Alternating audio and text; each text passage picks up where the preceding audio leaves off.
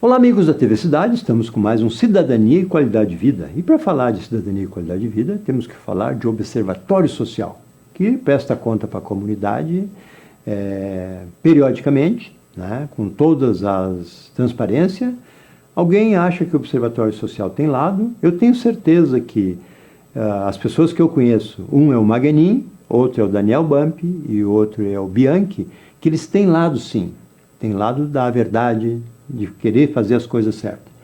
Então, cada vez que falam mal do observatório, eu me torno um advogado sem ser contratado e sem ser pedido para isso, porque o que é certo, para mim, é certo.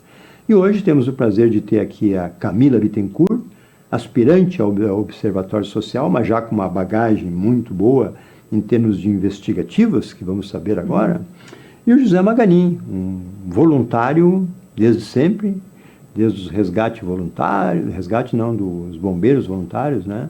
Enfim, é um homem que se dedica sem ter recursos públicos envolvidos, e isso a gente tem que respeitar.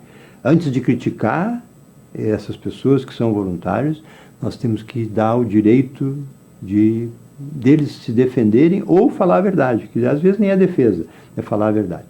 Muito obrigado, Maganin. Muito obrigado, Camila, por estar aqui. Queremos saber todos os números, que já são de domínio público, né? Isso. Mas para o nosso público, que hoje são 55 mil seguidores.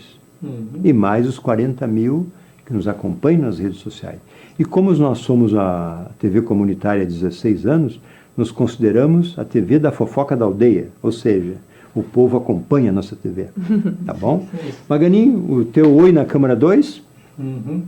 Então, o Glacir, mais uma vez agradecendo a TV Cidade pela oportunidade que ela dá para a gente de nós virmos aqui conversarmos um pouco com a sociedade para explicar, falar um pouco sobre o Observatório Social do Brasil e as suas atividades, né?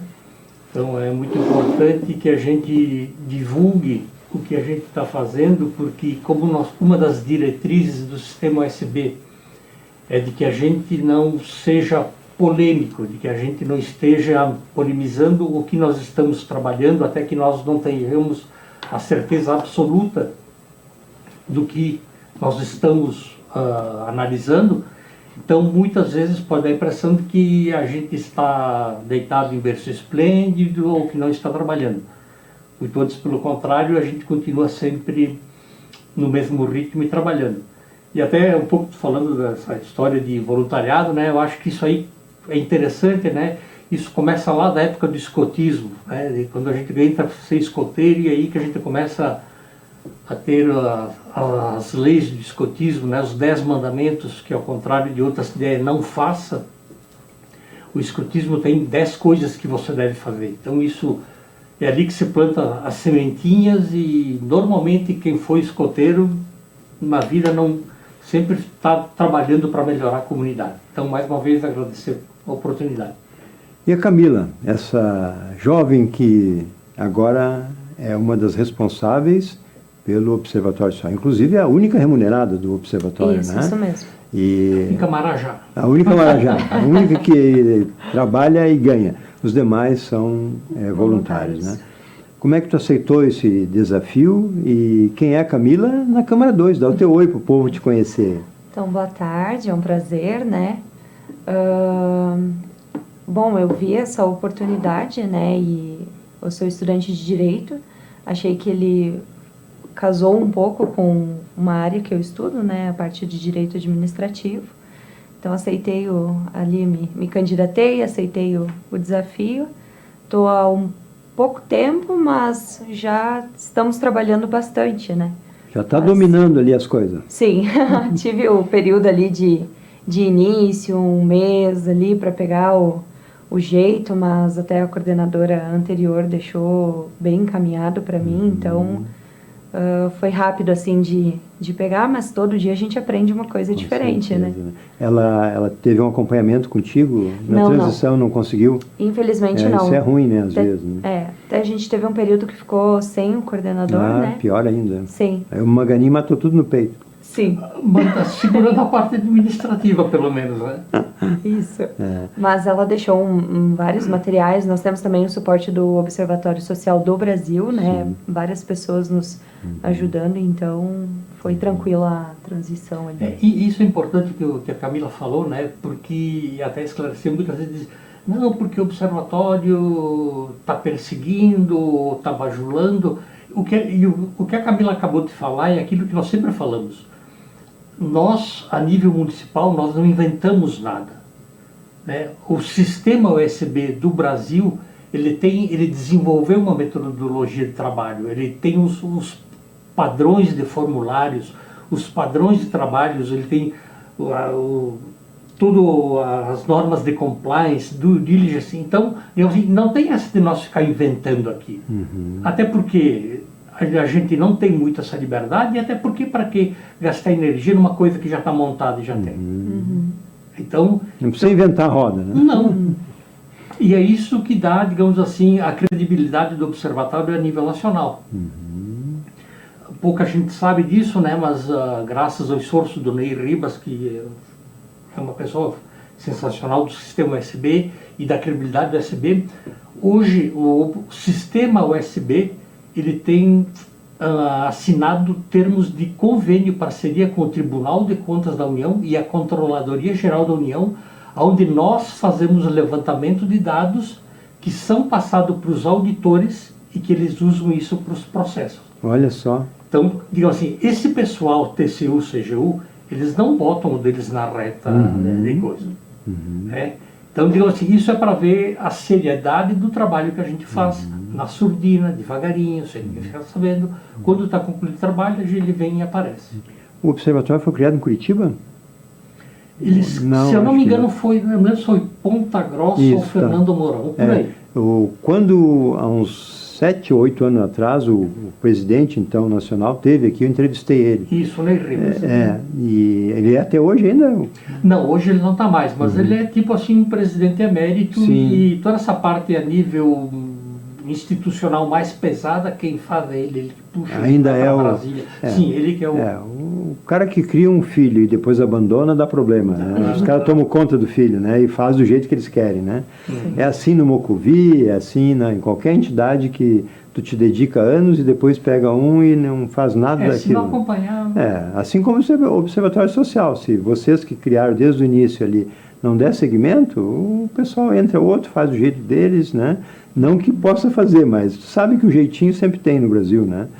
Mas enfim, Magani, a primeira pergunta que eu gosto sempre de fazer quando vocês vêm aqui é o seguinte: fica claro, para quem já nos acompanha, que o Observatório não tem lado, né? Não.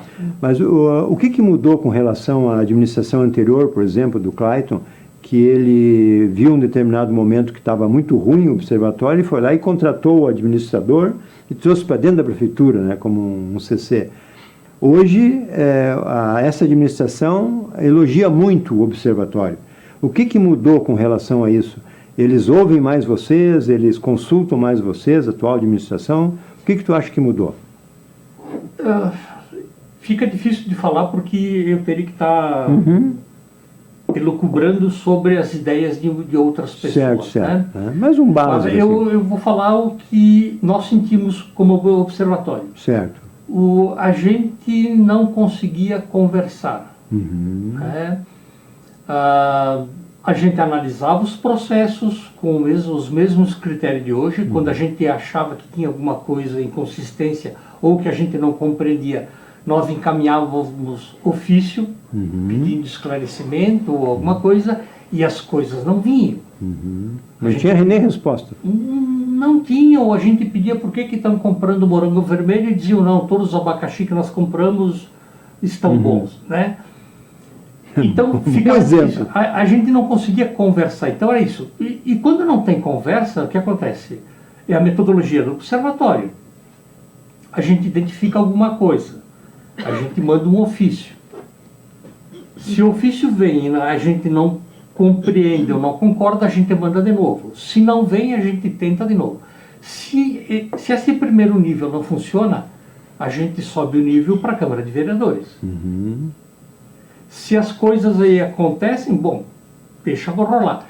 se a nível de Câmara de Vereadores as coisas não ocorrem, ou como a gente gostaria, ou acha que não está certo, a gente escala para o Ministério Público ou tribunais de contas. Quando chega nesse ponto, a gente sai de cena. Porque o que a gente diz, nós monitoramos, nós não temos poder de polícia. Claro. Então, quando a gente encaminha para o Ministério Público, para um órgão que tem poder de polícia, a gente sai de cena, porque a partir daí eles têm mecanismos de coação, eles podem fazer outras coisas, e daí as coisas rolam e a gente só acompanha para ver o que E o poder vai da dar. justiça, que é o Ministério Público, né? Isso. E nessa administração aqui, o que acontece é de que quando a gente manda os ofícios, as respostas vêm. Isso não quer dizer que todas aquelas que vêm, a gente vem aquilo que nós queríamos ou gostaríamos. Tem vezes que não, a resposta vem, ó, a gente não vai fazer isso por motivos técnicos, plausíveis, quer dizer, aquela coisa, não me contenta, mas está tudo legal, está tudo certo, não tem problema. Então, como tem comunicação, não tem o que dar problema.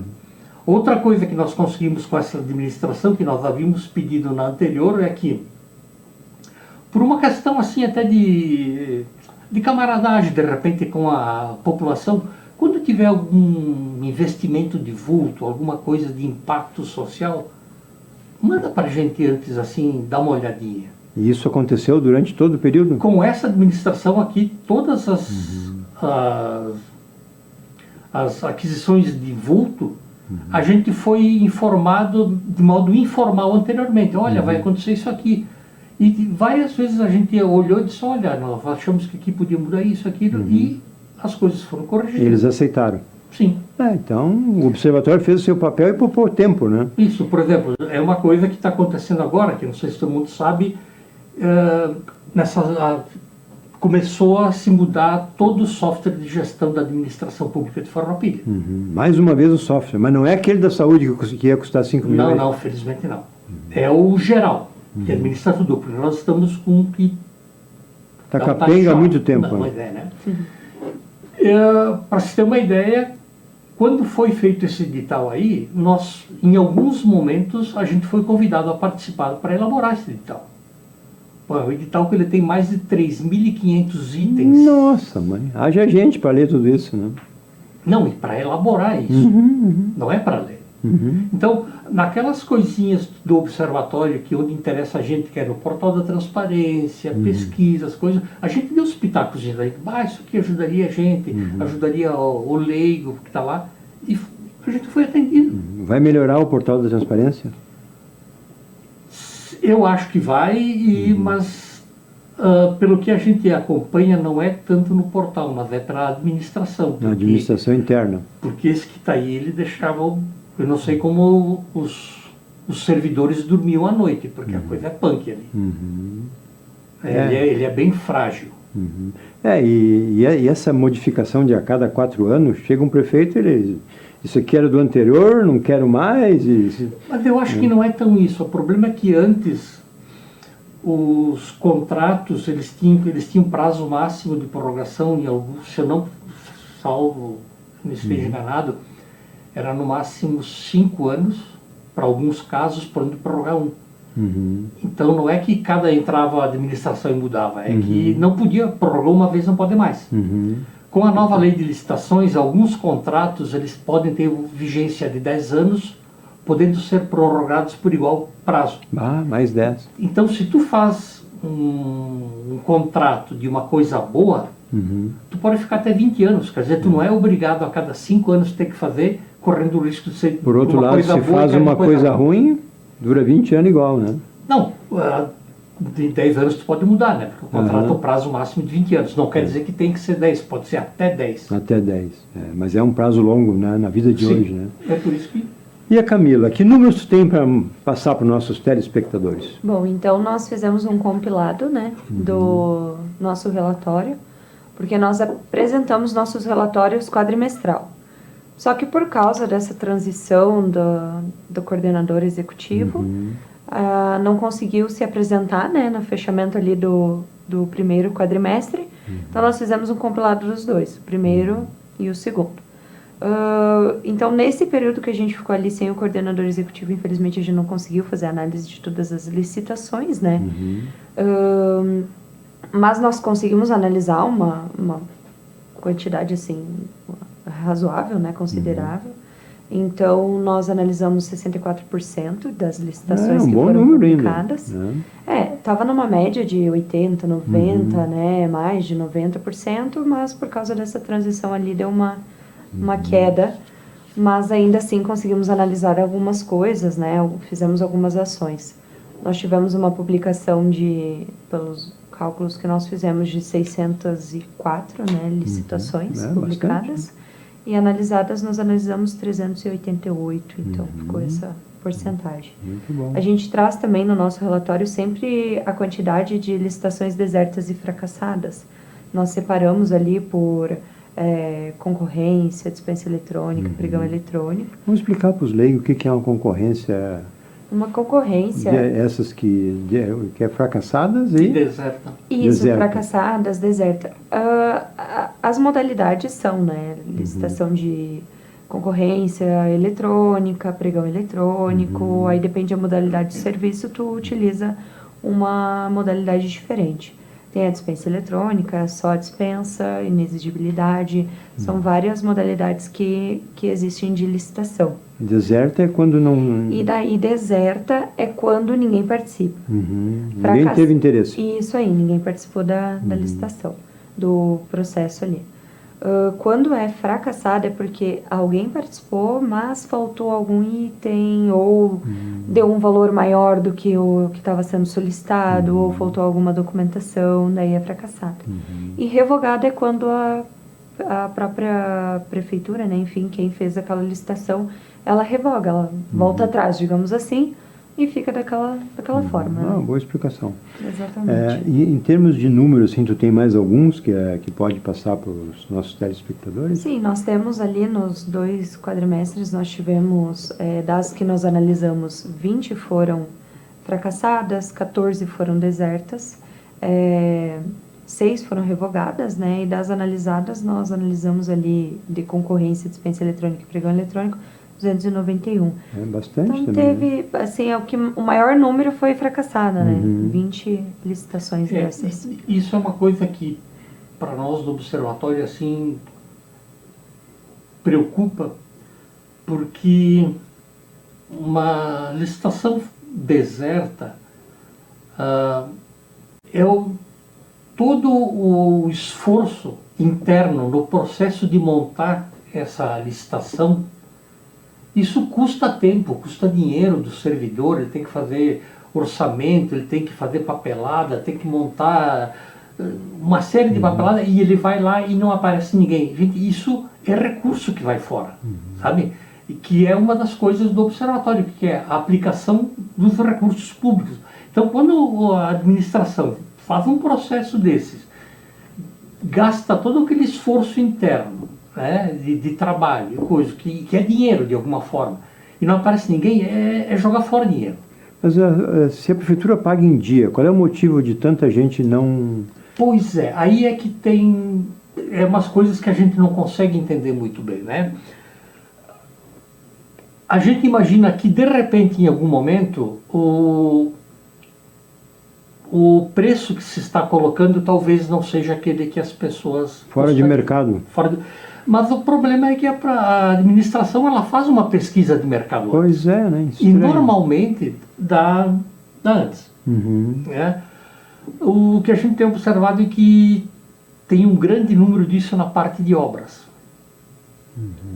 Então, por exemplo, obras, pavimentações.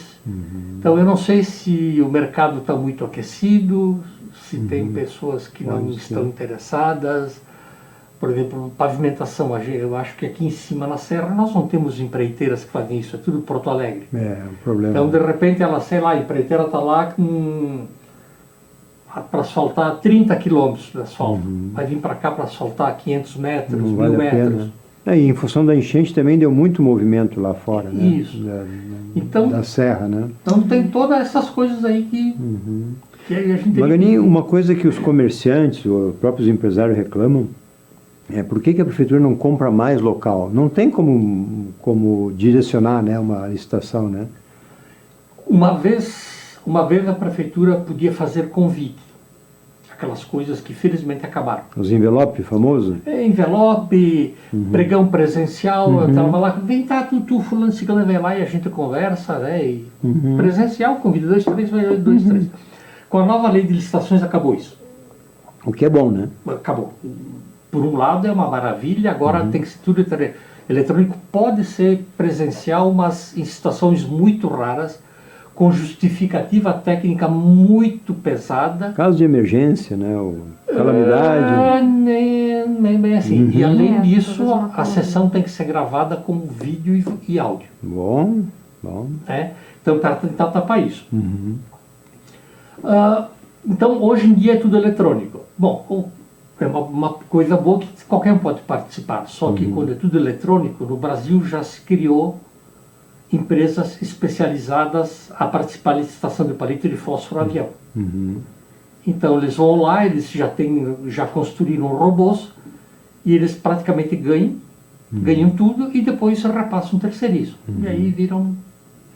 Então o que eu tiro disso é que os empresários locais têm que também se puxar e participar das licitações, né? Isso, Sim. por exemplo, até porque é uma coisa que eu já falei várias vezes, né? Se alguém investir um tempinho nisso e botar uma pessoa ali, vou vender para a prefeitura de Farroupilha, que bom, tu consegue. Mas quando tu conseguir vender para a prefeitura de Farroupilha, tu participa da licitação de Bento Gonçalves, de Caxias, de Flores da Cunha, Ou até do Rio de Janeiro, né? Para vender hoje não é problema, né? Gêneros alimentícios, merenda escolar, Claro. tu entende? Tu abre um novo mercado. O mercado está aberto aí, né? E tem empresas de Farroupilha que vendem para o Brasil inteiro na área de informática, na área de computadores, estão surfando aí, né? Então... Nesse aspecto, quer ver, a prefeitura ela fez uma licitação agora que vão construir um novo posto central de saúde. Já fez a licitação, foi tudo feito, certinho. Causa estranheza, quem ganhou é uma empresa de Belo Horizonte. Olha só. Tu acha que uma empresa de Belo Horizonte vai mandar pedreiro de lá para cá, Claro que servente de lá para cá, vai contratar betoneiro de aqui, lá né? para cá? Ela vai subcontratar aqui. E quem ela vai subcontratar? É alguém que faz um serviço bom ou é aquele carinha lá do fundo de quintal? Que não tem nem experiência às vezes, né? E daí, como é que tu vai fiscalizar isso? Claro, tem o fiscal de contrato, mas ele tem um monte de coisa para fazer além disso. Não consegue dar conta de tudo, né? Ele vai estar lá o dia inteiro para ver se o cara... O pedreiro faz bem, se a parede está no nível. Então, os gestores também têm que melhorar o fiscal, né? Porque às vezes a gente vê, não, o cara não viu. Pô, ali o Largo Carlos Fetter teve alguns problemas ali que não foi visto, né? O pavimento está soltando na primeira semana, o outro não sei o quê. Mas não tem tempo para todas as obras. Então, tem que fazer menos obras e mais qualidade também, né? Aí que, né, pessoal, os aposentados lá, venham, sejam voluntários do observatório e vamos ajudar a fiscalizar isso, vamos ficar lá plantado do lado, olhando do outro lado da rua. É ajudar o município. Também. Como é que está o número de voluntários hoje? Que eu sempre gosto de salientar isso. Está mais ou menos no mesmo nível, em torno de 60 e alguma coisa, né? Mas eu acho que tu pode fazer um chamamento aqui, porque tem muita gente boa em casa, às vezes só vendo televisão, ou até indo para um lado ruim da depressão, né? Que não tem o que fazer, então convoca aí, Magani. Porque, de novo, né, digamos assim, pedindo a todos que têm um tempinho livre, que venham ser voluntários do observatório. No mínimo conhecer o observatório. No mínimo conhecer, porque... Camila está lá para dar as dicas agora. Sim, claro. Tranquilamente. E divulgamos muitas coisas também nas redes sociais, né? Isso é importante. Então que venha lá, não precisa ter qualificação técnica. Claro que se tiver é melhor, pode atuar em algumas áreas, mas independente disso, olhar uma licitação, olhar um edital, comparar uma especificação do edital com o que está na internet, ver se o preço que está ali está mais ou menos certo, comparar com o portal de compras do governo. Então, tem uma série de coisas que podem ser feitas. Na própria residência da pessoa, sim, né? na própria residência. Claro. Não precisa ir lá para o sol lá para acompanhar uma obra, né? Se for o caso, se o cara tiver à disposição, sim. Mas pode trabalhar em casa com toda tranquilidade, né? Sim. e vai prestar um excelente serviço, né? Porque o dinheiro público é nosso. É nosso. É o público que nós estamos falando é quem paga, né? Não é quem está lá mexendo no dinheiro, né? E, de novo, a união faz a força, né? Digamos, se todo mundo começar a fazer um bzzz, bzzz, aí chega uma hora que Dá um barulhão. dá um barulhão que nem enxame de abelha quando passa, né? Camila, vamos deixar o encerramento contigo e daí tu manda para nós essas figuras aí, de Claro. preferência grande, que enquanto nós falar sobre isso, a gente mostra na tela também, tá bem? Perfeito. Te deixo com o encerramento, então. Bom, então, só encerrando aqui, um ponto bem importante do nosso relatório foi o que nós conseguimos evitar gastar de maneira talvez errada, né? Enfim, que nós conseguimos evitar ali com as impugnações da prefeitura aproximadamente 98 mil, né? 98.184,79 centavos. Sim. Então é um ponto bem importante. E o nosso relatório, ele está todo disponível, né? Nós fizemos a gravação da apresentação do relatório no dia 30/9, foi postado no nosso canal do YouTube, também está disponível no nosso Facebook, no nosso Instagram.